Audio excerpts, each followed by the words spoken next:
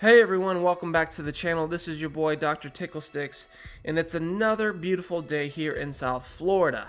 We're going to be launching the kayak off of South Hollywood Beach, and we're going to be lobstering right off of my kayak. I'll take you along as I paddle out, dive down, and hopefully snag a few of those delicious Florida spiny lobsters. The water is crystal clear, the sun is shining, and I've got all my gear ready to go. So tag along with me. Whether you are an experienced diver or just along for the ride, there's always something thrilling about hunting for lobsters in these waters.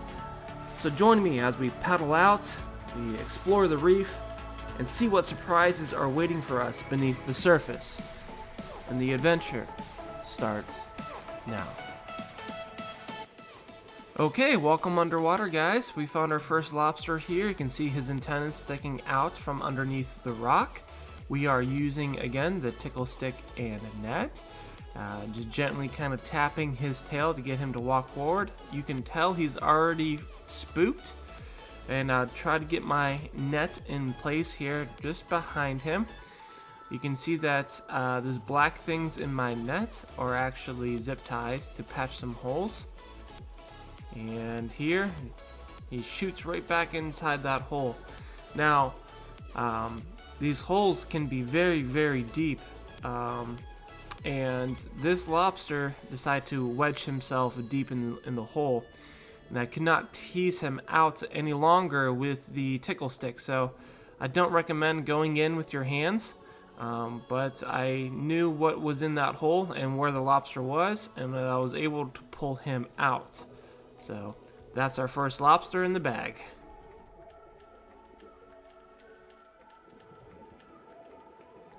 Here we got our second lobster here, and the antennas, obviously you can see them sticking out from the hole. And a lot of the holes here on top of the reef are actually pretty shallow, so that it doesn't give the lobsters much room to escape, which is always good. So this one was actually a pretty easy catch. Again, tickling him from behind and trying to get my positioning good. And again, we're not forcing the lobsters out of the hole here. I'm not hardly putting any pressure on the tickle stick. Again, just a few taps on the tails or even tickling underneath the belly will get them to kind of move forward. The more rough you are, you're going to freak them out, and they'll be more skittish. So you can see he just calmly walks out of the hole, and then as soon as I put the net down is when they freak out, and by that time, game over.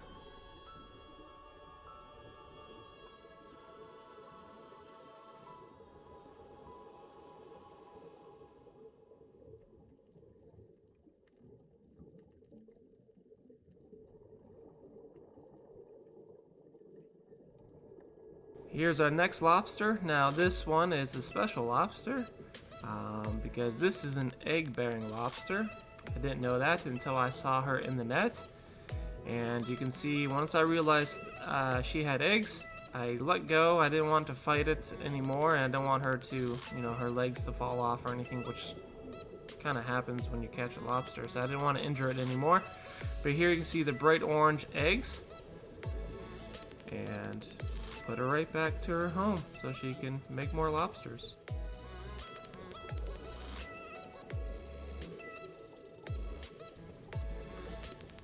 Now the temperaments of some of these lobsters, they can either be very calm, cool, collected, they don't freak out very easily. Some get very jittery as you approach, like this one. So this one was already on high alert.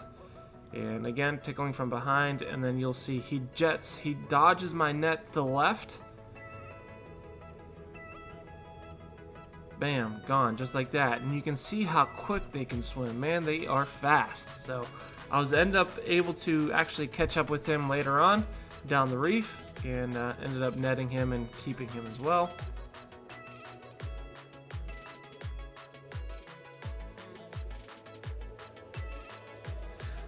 And there's a yellowtail snapper just kind of swimming by the camera there.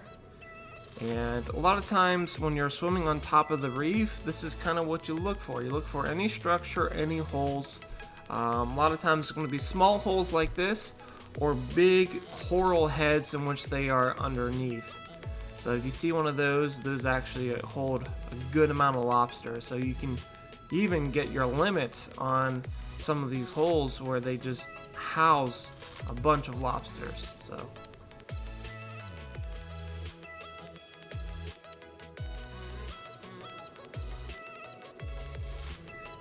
again, this is one of those times where no matter what I do to try to get that lobster to kind of come out from the hole, they hunker down, they spread their legs out, they got their spines buried up against the rock, so it makes it very difficult to pull them out. So here I go back, I get my flashlight so I can see exactly where this lobster is and what he's doing and what his positioning is, and also surveying the hole, make sure that there's nothing in there that's going to bite me, poke me, stick me, sting me, or anything like that. So I go in shoulder deep here,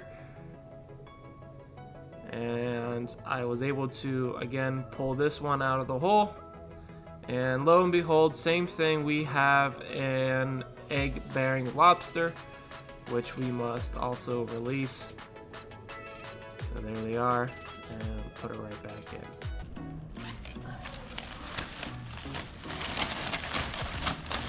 Let's clean them.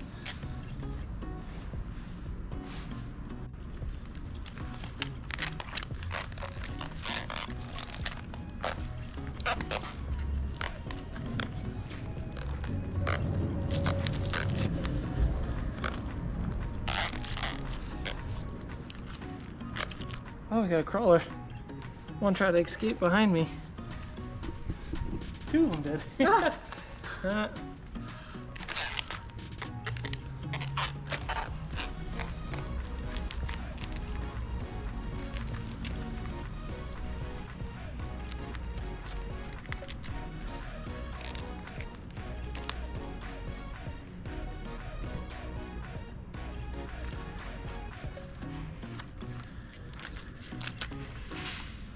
Thanks so much for watching. If you enjoyed this video, give it a thumbs up, leave a comment, and also subscribe. Thank you so much. See you out on the water.